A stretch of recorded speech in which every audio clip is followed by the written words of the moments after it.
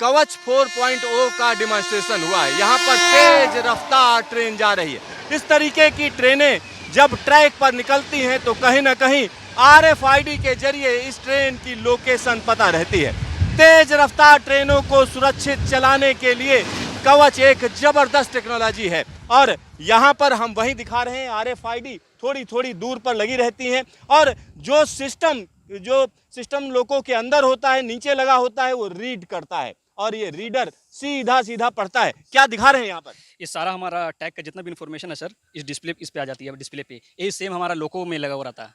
अच्छा, तो इसमें क्या क्या इन्फॉर्मेशन कलेक्ट करता है ये RFID? सर इसके अंदर क्या रहता है, बेसिकली ये जिस लोकेशन पे लगा रहता है उस लोकेशन का किलोमीटर रहता है। इसके अंदर किलोमीटर रहता है। इससे आगे कौन सा टैग आएगा उसका नंबर रहता है। इसके पीछे कौन सा टैग लगा हुआ था उसका नंबर रहता है। इसके और भी कुछ टेक्निकल चीज़ें जिसके अंदर रहती है कि कौन से टिन पे लगा रहता है, टिन पे लगा हुआ है, आगे कौन सा टिन है, पीछे कौन सा टिन है। इस तरीके से ये मतलब ट्रेन को प्रोटेक्ट करने का काम करता है। क्या नाम है आपका? Vishnu Kumar Meena, senior section engineer, signal, Kota. तो यहाँ सिग्नलिंग के ही व्यक्ति हैं जो बता रहे हैं। और एक और चीज मैं आपको बता दूं, जो सिग्नल इसमें रीड किया जाता है ये सीधा सीधा लोको में जाता है और लोको वहां से रिले करता है और रिले करके सीधा सीधा हम कह सकते हैं रेडियो टावर में पहुंचता है और वहां से ये इंफॉर्मेशन एक कहीं ना कहीं कंट्रोल रूम पहुंच जाती है। तो यही तरीका है इंफॉर्मेशन पहुंचने का। राइट सर, ये जो RFID टैग लगा हुआ है ये बेसिकली क्या हर सिग्नल के फुट पे और सिग्नल से अप्रोच में लगा रहता है 200 मीटर पहले। और ब्लॉक सेक्शन के अंदर ये एवरी 1 किलोमीटर पे लगा हुआ रहता है। जैसे ही इसको RFID रीडर रीड करता है ये इन्फॉर्मेशन RF सिग्नल के थ्रू ये टावर को जाती है जो बेसिकली स्टेशन पे लगा हुआ रहता है। टावर के थ्रू ये स्टेशन पे जो स्टेशन कवच लगा रहता है उसके अंदर जाती है और वहाँ इन्फॉर्मेशन एनालिसिस होती है और स्टेशन कवच के अंदर जाकर के एनालिसिस होकर के वो कंट्रोलिंग मतलब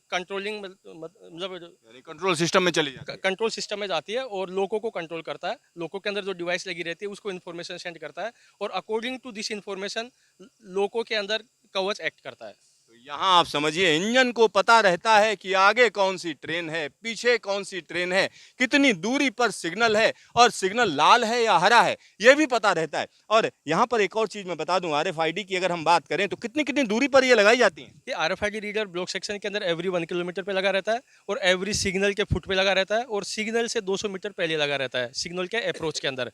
अच्छा, यहाँ एक और बड़ी समस्या है। भारतीय रेलवे के ज्यादातर ट्रैक खुले हुए हैं, अब इसको कोई खोल ले जाए, निकाल ले जाए, इस तरीके की घटना भी हो सकती है। तो सुरक्षित कैसे रखा जाएगा? बेसिकली क्या है कि इसके अंदर ये कनेक्शन लेस डिवाइस है, इसके अंदर कोई कनेक्शन नहीं रहता और हम इसको स्लीपर के ऊपर क्लैम से बांध के रखते हैं, मतलब क्लैम से बोल्ट करके रखते हैं।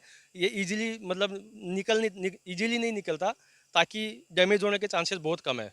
अच्छा, और अगर मान लिया कोई डैमेज करता है तो पता चल जाएगा? अगर ये डैमेज हो जाता है तो इसके अंदर जो इन्फॉर्मेशन रहती है वो RFID रीडर जब इसके से ऊपर से गुजरता है जो लोगों के नीचे लगा रहता है तो ये टैग मिस शो करता है लोगों के अंदर।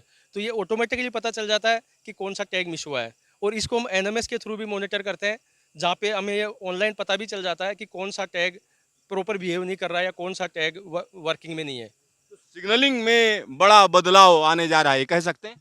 यस, सिग्नलिंग में मतलब ATP की तरफ बढ़ रही है, ऑटोमेटिक ट्रेन प्रोटेक्शन की तरफ, जो एक बहुत ही बड़ा बदलाव है। तो यहाँ पर बड़ा बदलाव है और एक्चुअल डिमॉन्स्ट्रेशन यहाँ पर किया गया है। और इस रूट की अगर हम बात करें तो यहाँ से लेकर सीधा सीधा दिल्ली तक यह पूरा का पूरा कवच लगाया जाएगा। जगह जगह पर RFID लगाई जाएंगी, RFID रीडर्स हैं, रेडियो टावर्स हैं, यानी पूरा इंफ्रास्ट्रक्चर है। इसके साथ साथ अगर हम बात करें तो सॉफ्टवेयर होता है, सॉफ्टवेयर को लगातार अपडेट किया जाता है। तो कवच 4.0 की यहाँ पर हम बात कर रहे हैं और यह जो जगह है वो राजस्थान की जगह है। और इस स्टेशन की अगर हम बात करें तो ये स्टेशन किस जिले के अंदर पड़ता है? ये पूरा नाम क्या है इस स्टेशन? ये इंदरगढ़ सुमेरगंज मंडी, ये बूंदी डिस्ट्रिक्ट के अंदर आता है। ये बूंदी में आता है। बूंदी डिस्ट्रिक्ट के अंदर आता है सर बेसिकली। तो यहाँ पर बूंदी जिले में हम मौजूद हैं और जिस रेलवे लाइन पर हम खड़े हैं, अगर इस रेलवे लाइन की बात करें तो ये लाइन कहाँ कहाँ जाती है, कौन कौन सी ट्रेनें निकलती हैं यहाँ से? सर बेसिकली ये दिल्ली बॉम्बे का ब्रॉडगेज रूट है। इसके ऊपर राजधानी और अब वंदे भारत भी शुरू हो गई और इस पे बहुत सारी ट्रेनें, मतलब ट्रैफिक बहुत ज़्यादा है बेसिकली।